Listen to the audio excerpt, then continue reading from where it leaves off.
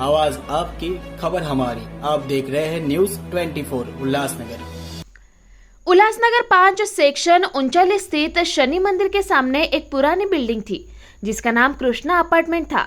ये बिल्डिंग धोखादायक थी।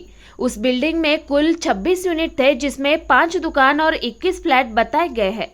ऐसी जानकारी मिली है। वो जमीन माखन सिंह गुलवान ने खरीदी की है।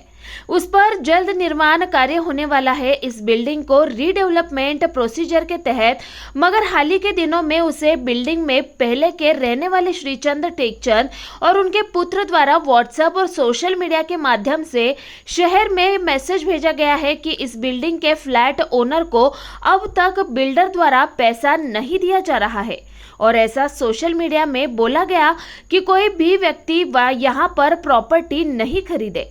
इस जानकारी के बाद शहर वासियों को जानकारी देने के लिए हमने बिल्डिंग मालिक माखन सिंह गुलवान से मुलाकात की। उनसे बात हुई। आइए सुनते हैं क्या कहते हैं इस विषय पर। देखिए साहब, क्या है कि ये जो बिल्डिंग है थी यहाँ, ये मेरे को दीपू रोड़ा साहब ने लेके दिया था। दीपू रोड़ा साहब के ऑफिस में पूरे बिल्डिंग वाले सब इकट्ठे जमा हुए थे। उसमें श्रीचंद और विशाल भी था साथ में। ये सब लोग बिल्डिंग वाले इकट्ठे होके ये लोगों ने सौदा करवाया था कि हमारी बिल्डिंग डेंजर घोषित हो गई है, हमको भी बेचनी है। तो जब इलीगल प्रोसीजर पे हम लोग देखे तो इलीगल प्रोसीजर में जाके देखा था कि वो बिल्डिंग ज़मीन बिल्डर के नाम भी थी, समझे। तो बिल्डर के नाम पे जल्दी, तो इन्होंने फिर बिल्डर को भी बुलाया।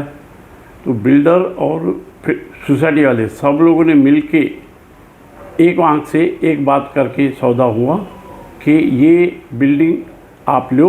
उसमें श्रीचंद भी था और वीरू भी था और विशाल भी था। इन लोगों ने मिलके सब डिक्लेरेशन फॉर्म पे साइन किया। उसके बाद प्रोसीजर आगे बढ़ा। उसके बाद आगे बढ़ने के बाद में जब ये काम चालू हुआ तो इन्होंने, बिल्डिंग वालों ने मिलके बोला कि जो बिल्डर है, जिसकी ज़मीन जिसके नाम पे है, इसको 5 लाख रुपया दो, इसको 5 लाख रुपया दो, बाकी हम बिल्डिंग वालों को दो, हम आपस में डिवाइड कर लेंगे। तो उसको हमने 5 लाख का चेक दिया और उससे रजिस्ट्री मरवा ली। रजिस्ट्री कराने के बाद में ये लोगों को हमने 80% पैसा दे दिया है सब बिल्डिंग वाले को। आपको चाहिए तो बिल्डिंग जो बाकी फ्लैट्स वाले हैं आप उससे पूछ सकते हैं उनको पैसा मिला है कि नहीं मिला है। हम इसको भी देने को तैयार हैं, जो भी इनका पैसा है, जो प्रोसीजर है वो प्रोसीजर से हम पैसा देने को बिल्कुल तैयार है।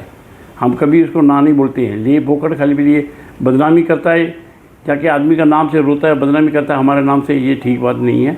ये शहर के लिए अच्छा वातावरण नहीं है। कोई शहर में ज़मीन नहीं लेगा, कोई रीडेवलपमेंट नहीं करेगा शहर में।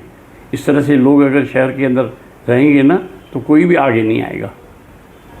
सर जी, श्रीचंद टेकचंद और उनके पुत्र का, उनका कितना कुल फ्लैट है उस बिल्डिंग में? उसमें कुल उनके 4 फ्लैट है। अच्छा, उनकी मांग क्या है? बाकी लोगों को आपने फ्लैट का कितना पैसा दिया है और इनकी मांग क्या है? सर भाई वो तो सब सोसाइटी वाले बोल सकते हैं। उन्होंने मिलता हमको पैसा दो, हम सब डिवाइड करेंगे। मेरे को सोसाइटी वालों को पैसा देना है, इसको अलग से नहीं देना है। तो अभी 80% में सोसाइटी वालों को दिया है। ये उनसे मीटिंग करे, मैं पैसा सोसाइटी वालों को देने को तैयार हूँ, ये उनसे ले लेवे। इनकी मांग क्या है? जो सोसाइटी वालों को, बाकी लोगों को पैसा मिल रहा है, ये उतने ही मांग कर रहा है या उससे ज़्यादा मांग कर रहा है? आखिर प्रॉब्लम कहाँ आ रही है? ये प्रॉब्लम वहीं पे आ रहा है ना साहब। अगर उसमें मान जाता तो प्रॉब्लम कहाँ से आता था। ये अभी उसका डबल मांगता है। अभी इसको सोसाइटी वाले डबल कहाँ से देंगे और हम कहाँ से सोसाइटी वाले को डबल देंगे? प्रॉब्लम यहाँ पे है।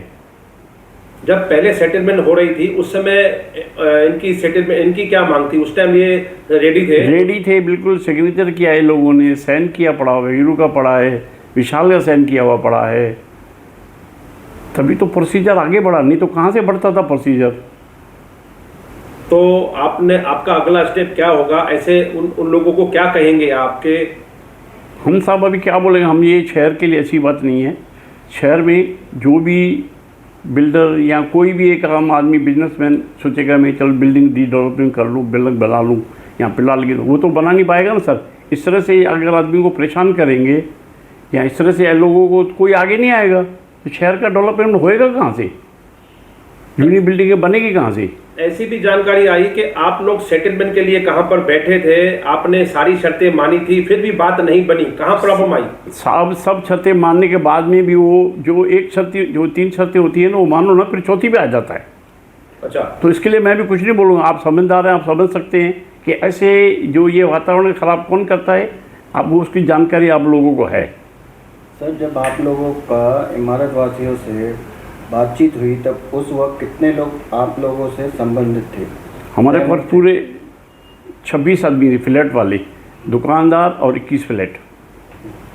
कितने लोग सहमत थे? सब लोग सहमत थे, सब लोगों ने सहमत करके साइन करके डिक्लेरेशन में साइन किया दीपू के ऑफिस में, और ये सौदा दीपू अरोड़ा ने करवा के दिया है। अब चाहिए तो दीपू अरोड़ा से भी इंटरव्यू ले सकते हैं।